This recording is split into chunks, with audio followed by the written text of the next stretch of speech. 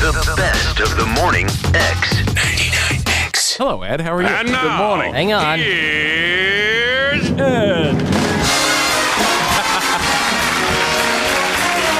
The official introduction. I love it.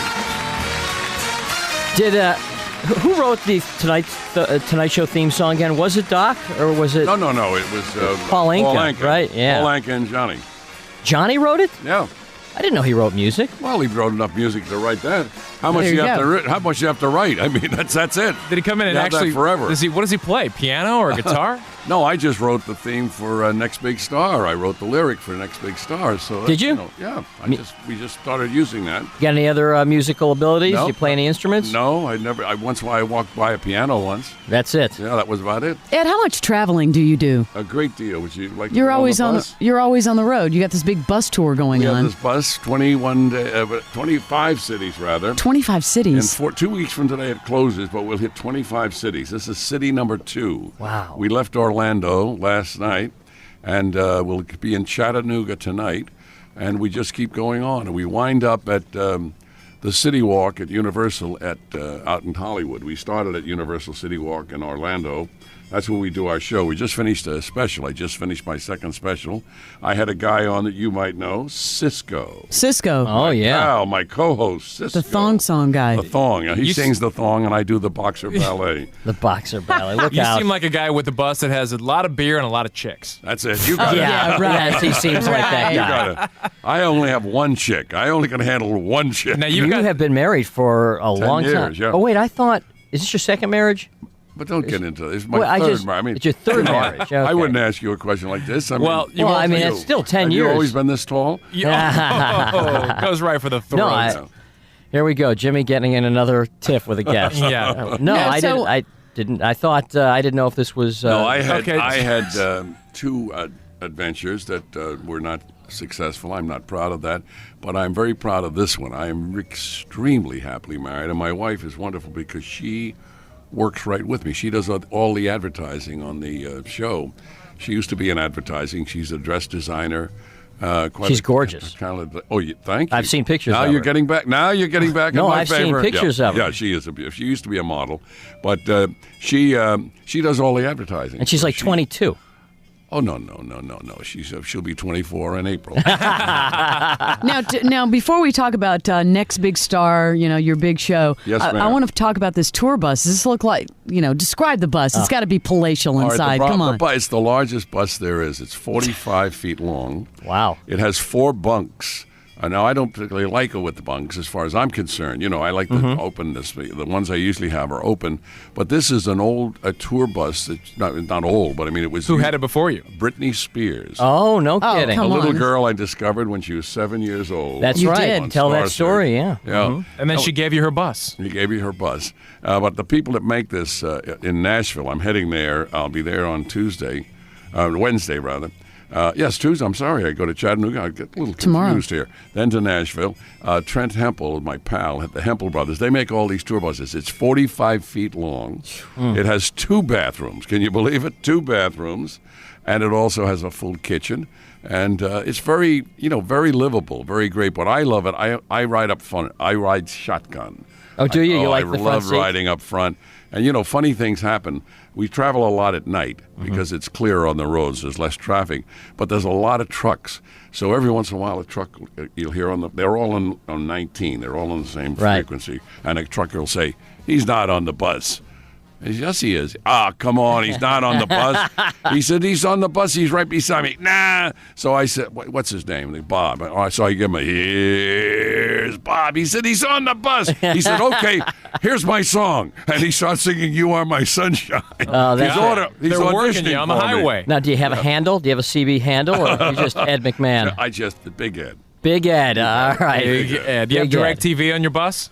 Say again? DirecTV, you have big satellite, Oh, everything. the satellites, all the equipment. You have all games, all the everything. toys, everything, sure. But, That'd be on the nice. bus, what I noticed is your picture is on the big side of the bus. Yeah, sometimes when I come out of a venue, like I'll come out of here, I get lost, but if I look Right. and see my Yeah. picture, then I know where I'm supposed to go. Now you know where you're supposed to be. That's You're why like it's those there. real estate guys gone bad. Yeah, exactly. The real They estate put guys. The little picture. It's just got the big magnet. Right. Yeah. That's not uncomfortable seeing your big face on the side of a bus that you're in. It may bother you, but it doesn't seem to bother me. When you got into show business, because nobody goes into show business wanting to be a sidekick. Like that's something you kind of just fall into Yeah, along the way. right. What originally? What did you want to do? What were your I just career wanted plans? to be a broadcaster. This, by the way, is my 60th anniversary of when I started as a teenager on a little station up in radio. That's all I wanted to be. I just wanted to be on the radio. Where was it? What city? Lowell, Massachusetts. And I'm talking little guys. You know, my aunt was walking by the building. She could hear me. That was about it. Right. 350 watts. Did you do? Tiny. Were you like a DJ? Did you? I was everything. I was the night man. 6 to 1 in the morning. Whatever they Ooh, had, 6 I to did. 1. 6 to Wow. 1. Well, I worked days. I had to work days to afford to work Sure. nights. You know, my salary then was a big $10 a week. 10. I repeat after Yeah. me. I hear that. No, I hear $10 a you. week. And at that time, I mean, people didn't think TV was going to be that big. Well, this is radio. But I started on television saying in when- 1949, September 12th in Philadelphia, big station there, WCAU, that was down NBC, but it was a CBS station. When I began in television, no one thought that was going to make. They didn't know what that was going to do. The best way to describe it, the 11 o'clock news was on at 9 o'clock. It was over at 9:15, and there was nothing else on. People sat around and looked at an empty television set. They didn't know what to do. They Right. bought this thing, and they're looking at it. They thought something must come up. You know, Right. something. Nothing came on after 9:15 at night. It was over. So that's how long I've been doing all this work. But you asked me, did anybody start out to be a sidekick? No, you start out to be whatever you would, broadcast abilities would take you. And having a job as a sidekick, for me, was golden. I mean, that was the heaven job. Mm-hmm. That's a very difficult job, as you might imagine. And Sure. look at just you people, you three in here, trying not to step on each other. It's true. Trying to make it flow, trying to say the right thing that'll propel it, won't interrupt it. and We never keep say it the right rolling. thing, but- Well, I'm not. I'm only using you as an example. I have not seen your work, so I don't know how good you are. But I assume, since she's been on for 10 years, carrying you, that this thing must. Thanks, Ed. this must. You've be heard a- the show. This must be a successful show. So anyway, you know what it is. But a lot of people, say, well, didn't you ever want to be the? I love that challenge. Be there when needed, out of the way when not needed. Boy, that's a golden opportunity if you have the ability to do it. And when you see somebody try to do it that can't do it, then it shows you how good it is when it's right. Well, you give everybody these big starts, for years on Star Search and now with nextbigstar.com. How did you get your start? Where were you when they found you and the big break happened? They didn't find me. You found I them. just created myself and found them. I told you I started in this little radio Right? The little station. radio, but where was the And I big went- break? It's not really a big break. I started in television so early in 1949. I mean, in 1949, there were 12 sets in the country. It wasn't a big deal to be on TV Oh, it was back nothing. then. It was a joke to be on television. And I began the first afternoon show in all of television in Philadelphia. It wasn't on in the daytime. Nobody thought television would be on in the daytime. You'd only be on 3 or 4 hours at night. We'd see if anybody would watch it. So I started in the afternoon, 12 o'clock. I was the co-host and the producer of a 3-hour daily variety show.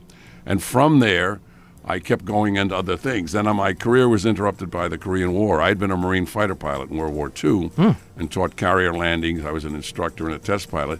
And when the Korean War broke out, they needed a lot of Marine pilots. So I was called back for the Korean War and was gone for a year and a half and flew 85 combat missions in Korea. Anyway, when I got back, I moved back into my apartment complex, only to a better apartment. The guy who owned the company, there were 1,200 apartments, said, I'll have a nice apartment for you. A year and a half later, I come back. Who's my next door neighbor? Dick Clark. When I left, he was a disc jockey. When I came back, he had bandstand. Yeah, So he little was on different. his way, and so was I. So I got a chance to meet Carson, met him, got on the show, and the rest, as they say, is Is history. When during the heyday, like Johnny used to, he used to poke. I mean, it was so cool because back then I remember like growing up in the late '60s, early '70s, and guests would come out. They'd have a cocktail. They'd have a Sure. cigarette in their hand. I mean, you would never see that. Now, I mean, no way does a Now guest they come out with a cocktail. Now they just talk dirty. That's all they I do just now. talk Yeah. dirty. They don't show But dirty, they just talk dirty. So Johnny used to always kind of poke fun at you about sitting there with a cocktail and Yeah. make fun of you being drunk and whatever. Yeah, I was Were- smashed most of the time. I was saying, were you ever really on that couch no, drunk? No. It was a Come on. joke. It was At a 5 joke. o'clock in the I afternoon. had a glass of tea. It was a glass of iced tea in that cup. But Johnny used to get great mileage out of it. One night, a little bear. We had a little bear on, a little cub. And, bears can drink. Bears can hold something and drink it. It's amazing because I've worked with them over the years. And I did a commercial one time, and the guy said, the bear will drink out of a cup. I said, you're kidding me. No, he said, they'll hold a cup. So I used him in the commercial. So here's this little so he's over by my coffee table, and he picks up the cup I have, and Johnny says, don't let him get near that. He'll hibernate for a year.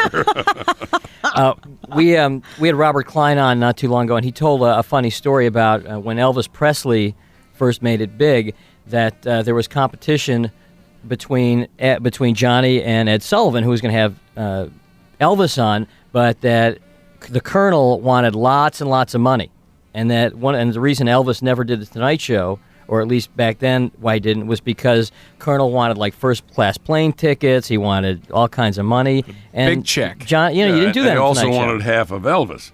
He wanted. You get 50% Oh, yeah. of Elvis's income. 50%. Oh, sure. That you're talking about an agent, manager. Yeah. I mean, that's a little excessive. 50%. No, that was. We had a pay scale. We couldn't pay somebody any more than you'd have to pay Bob Hope the same thing you'd pay a new starlet coming on the show. So that was that was not a big question. That was an automatic. But Colonel Parker was a tough cat. He wanted 50% of everything. Wow. Or more. Unbelievable. Hey, I was just looking at the list here of people that have been discovered on your show. Laura Flynn Boyle, what did she do on the show? She was an actress. What did she do on What your did show? she do on your An An actress. No. I said she was in an actress competition. We used to have an actress competition. Oh, I didn't know really? that. Yeah. They do the it. first 3 years, we eliminated it because it wasn't fair. Because to try to get two scenes that were of equal intensity was almost impossible. We didn't want to do the same scene. So if you did one and somebody said, well, my scene wasn't as good as the other one. Oh, I couldn't see. what I mean? So we eliminated. But she was in there.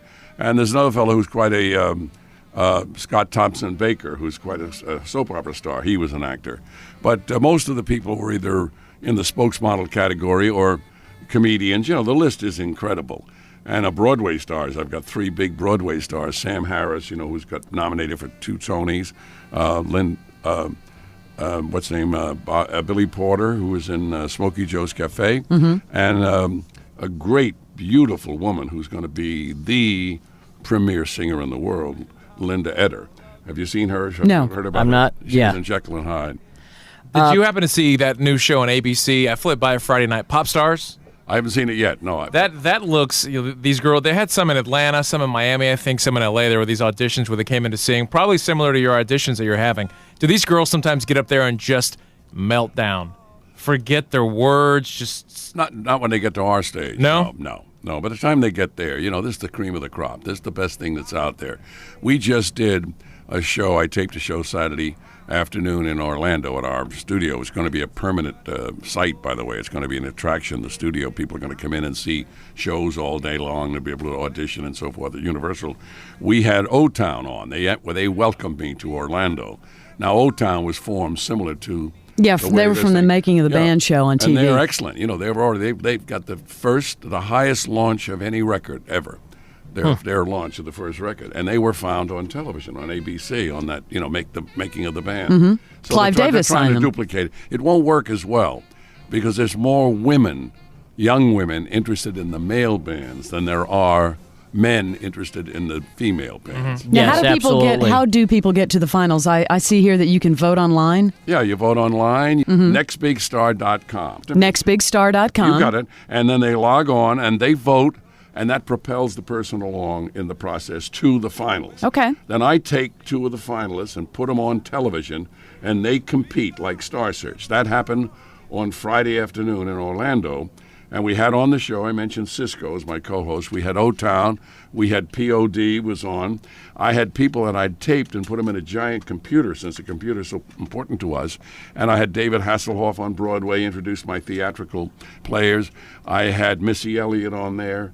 I had a whole bunch of other people introducing the acts. Okay. Now, from that, we're going to find the next big star. That's where I found Britney Spears and Christina Aguilera and Alanis Morissette and Usher and Leanne Rimes and Drew Carey and Rosie O'Donnell and Sinbad and Dennis Miller. A lot of people. And Ray Romano and Brad Garrett and Kevin James. Come on, and name Norman dropper. You Macdonald. show off. Name Come dropper. on, McMahon, you big Well, you show want to hear off. what happened? You're talking about success. It's You're big. wondering how I got to be a second banana.